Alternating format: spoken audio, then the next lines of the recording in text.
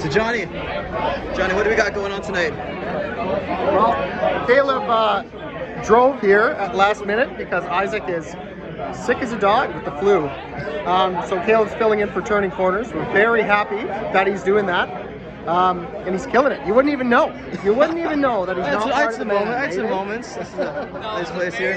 Thank you, man. Appreciate it. How do you do that? You just bring a guy in like that. That's amazing. Talented like him. That's amazing. That's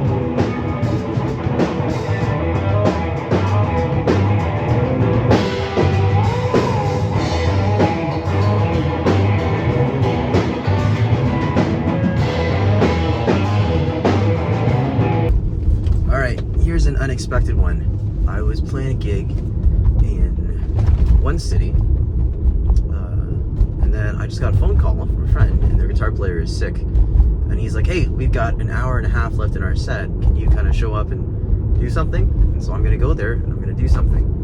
But this is a lesson, I think, in being prepared for every situation all the time. And this is like part of how I built my career, how I made, I'd continue to make a living playing music, is being versatile both in playing and understanding different genres, but also being versatile and being able to just go fill in anywhere you need to, right? A lot of times in this line of work, and you get these calls where it's just last minute, something came up and now they need someone to fill the chair.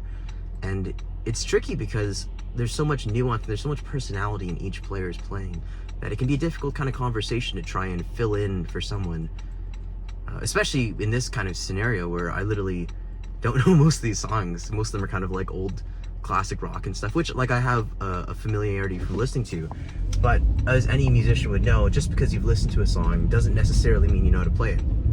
So tonight's going to be a lot of trusting my ears and trying to kind of follow my memory, follow what feels like the right thing, what would have been played on the record if I can't perfectly picture what the song is and what the song should sound like.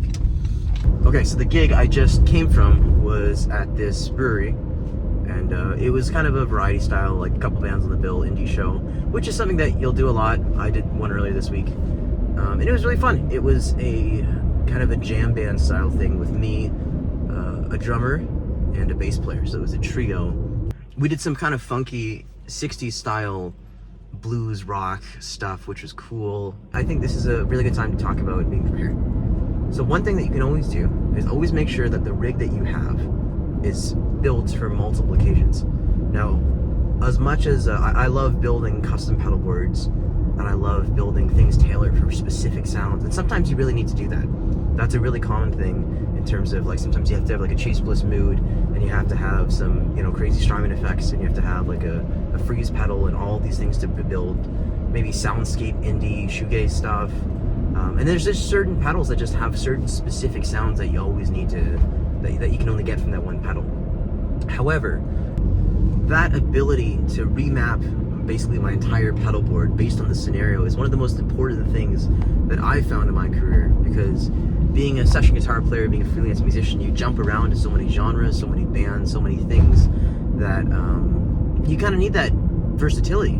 So for example, tonight I started off doing this kind of trio blues rock, maybe like mixed with some like kind of Tom Mischke, modern neo soul stuff, which is a whole different set of pedals than I think what I'm going to need right now going to this gig, which is going to be, I think, a more straight ahead kind of classic rock thing. But the idea is the modeler gives you that flexibility, and as much as I would love to have, I have a proper like studio pedal board with individual pedals and with everything like that, but I still have a modeler in there because unfortunately in this day and age, if you want to make a living, you got to have good effects, and you got to have effects that fit the vibe and fit the situation. And if you're showing up with an old school pedal board and you got like a distortion pedal, one modulation and a reverb and a delay, I'm sure you could do some cool stuff, but it definitely doesn't hurt to have everything you could want at your fingertips. And although it may not sound like 100% as good as the analog pedals, I think it's like 90-95% there. And in a situation like what I think I'm going to walk into tonight, it doesn't really make that big a difference. I doubt the people at the bar are going to be like, oh my gosh, he's not using an actual vintage deluxe Memory Man, he's using an emulation of it. I don't think it matters that much, especially in these settings. In the studio, it might be a different story, different artists, different scenarios. Of course, you're going to have to build different boards and have different situations for that. But that's just my 2 cents. I think you should be very versatile in your pedal board, especially if you want to make a living with this, because it's really easy to get caught with the wrong effect or get caught without an effect when you very easily could have it with very less, not that much more trouble. That's what I was trying to say. But we're gonna keep on trucking here, driving. Hopefully I make it before it's too late, but we'll see what the vibe is. Looking forward to it. It's been a little while since I've done these kind of last minute fill-in things, especially during winter. As a musician, summer is usually the crazy season when everything is like festivals, and there's been days where I'm doing like, I think the most of it is 5 gigs in a row. It start off in the morning and then you kind of like trek your way through Ontario, through Canada, doing all these different gigs. But in winter, usually everything slows down. Usually it's just recording and teaching and things like that. So it's been really nice that this year things have been a little bit crazier, and crazy is fun. Crazy can be overwhelming, but overwhelming is kind of what we signed up for. If I wanted to just be normal, I would have just got a normal job. I signed up to go play guitar. So you got to enjoy and embrace the crazy when it happens, and you gotta have fun and just enjoy it, man. Life is way too short to be too stressed out. You got to care about things, but you also have to be enjoy the moment and enjoy the fleetingness of these things. Right? It's I think tonight's going to be a really memorable, kind of fun, special moment, because one day I'm going to get old and I'm not going to be able to do all these things as freely and on as quickly a whim as I do now. And I'm going to look back at these memories and think about those times. But I'm going to clock out for now. I'm going to try and focus on driving here in the snow, and I will check in later.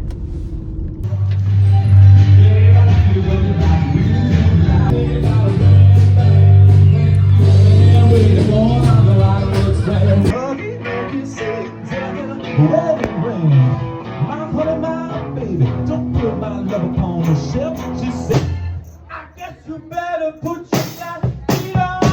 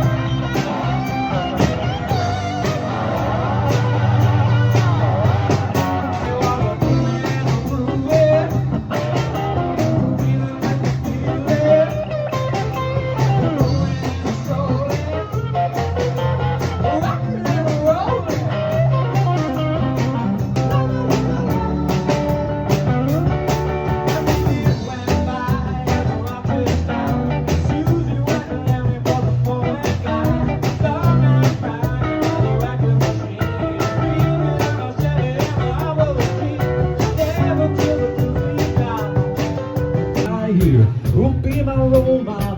Now my role model. Don't keep the back down, yeah, I give this song. Roll, holding that face, girl. All alone, all alone.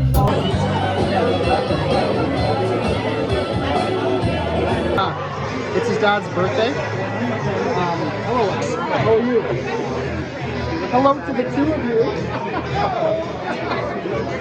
You're doing fantastic. Thank you, thank you. I was like, Graham's smiling, so he must be having fun. Well, we just don't give a shit. I mean, I almost, the shit you were doing on Enid Yeah. was so beautiful. I would literally almost cracked up a couple times. I was trying to just figure out the chords, man. I know, I was like, my mom doesn't know anything about music, but she thinks you're great. So. Thank you. I was trying, because on Mustang Sally, I was trying to look at you. Yeah. This motherfucker goes over to his thing. I thought the patch cord was out or something. Yeah. Digging around, pulls out his slide. Yeah. yeah. So it's Dave's dad's birthday. I was dancing in the Johnny Pasture. So we got to sing happy birthday, get it started for a second. They're going to make it drip something. He wants to know if we can do a Johnny Cash. Folsom Prison, could you sing it? I can sing it. Okay. Yeah. You know Folsom Prison. I know Folsom, It's yeah. going to be at not fast speed. Okay. It'll be fine. Whatever happens, it'll be fine.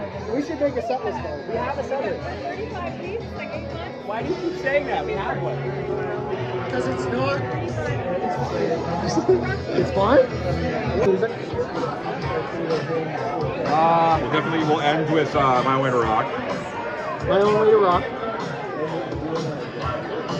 What else do you have? A round of applause for Dave, folks. On his 79th birthday. Yeah.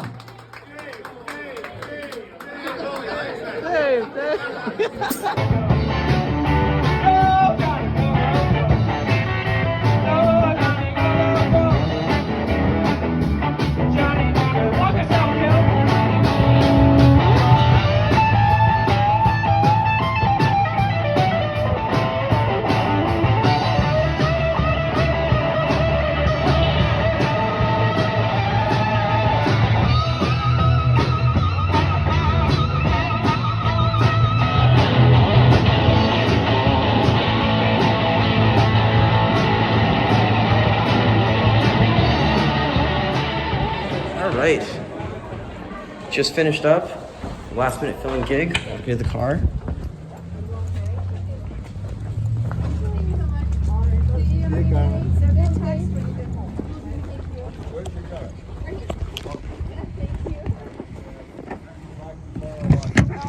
Thank you so much. Appreciate it.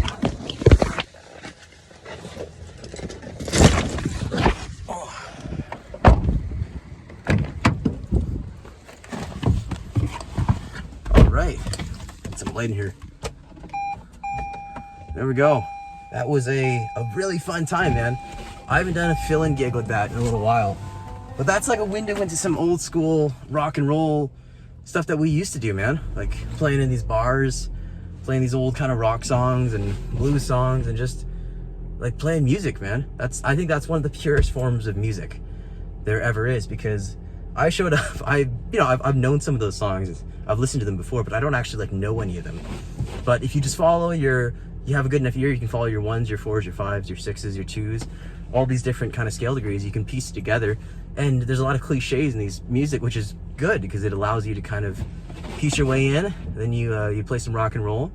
But it was great. I had my pedal board in my trunk from the other gig I literally just did. I was ready to bring it in, but the other guitar player who is sick, who I'm filling in for, like just right now, he had his Princeton and he had his pedal board over there, so I just played some of his pedals.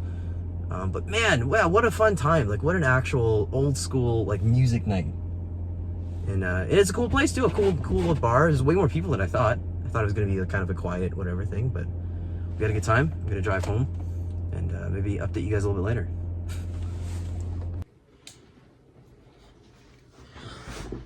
Okay, that was a really fun day. There was a lot of lessons, I think, to be learned in this scenario. First of all, always be ready for anything to happen the second you step outside your door.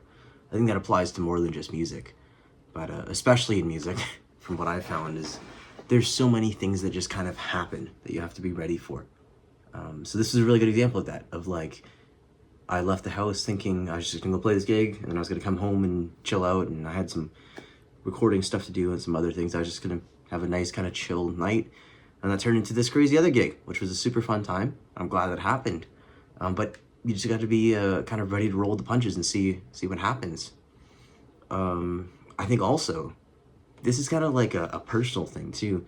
I feel really anxious not bringing a guitar or I feel anxious bringing a guitar that can't do a lot of things.